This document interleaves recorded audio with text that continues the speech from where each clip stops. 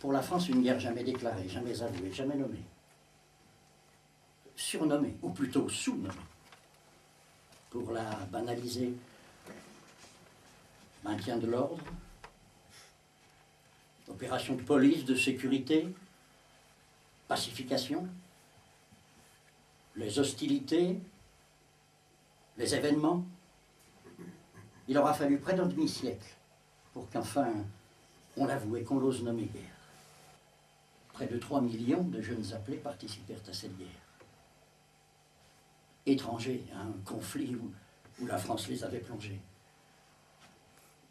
3 millions rapportés à la population 4 fois l'engagement des États-Unis dans la guerre du Vietnam.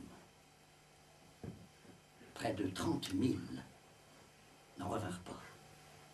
Une guerre meurtrière. La plus meurtrière de toutes nos guerres coloniales. Certains de nos historiens avancent aujourd'hui une estimation basse de 300 000 morts dans le peuple algérien, combattants et civils, ce qui correspondrait déjà rapporté à la population à la totalité de nos pertes françaises au cours de la Première Guerre mondiale. Les Algériens déclarent plus d'1 million de victimes.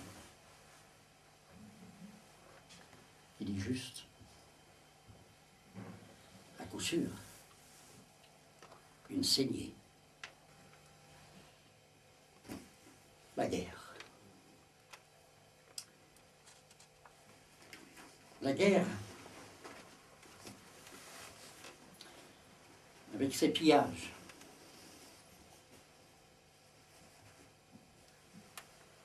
ces villages entiers, fouillés, mis à sac, bombardés, incendiés, détruits.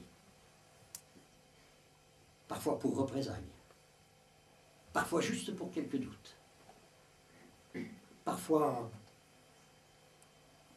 pour rien comme ça, pour l'exemple, parfois pour le plaisir. Quel soldat n'a pas vu en opération ces vieux Chibani sortir de leur mechta, les mains en l'air, accourir au-devant de nous, servant de rempart aux femmes et aux enfants, pétris de peur, les yeux inondés de larmes, en montrant leurs décorations, parfois des deux guerres, épinglées à la hâte sur leur poitrine à notre arrivée. Moi, Français, ami de la France, ancien combattant de l'armée française, suivait le nom et le numéro de leur régiment, la liste de leurs campagnes, batailles, blessures, pour notre armée, pour notre pays. On s'en fout des papiers. On connaît la chanson, t'as rien d'autre à nous dire? La guerre avec ses tortures. Chaque homme capturé avait droit, civil ou combattant. Les femmes aussi. C'était dans l'ordre des choses, presque banal. Une institution, en somme? Oui, une institution. Une guerre parfaitement inégale. La 4e armée du monde,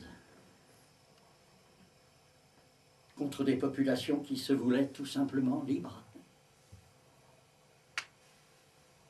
contre les meilleurs de leurs hommes, leur jeunesse, les combattants, maquisards et autres résistants, qu'à notre tour, nous nommions terroristes.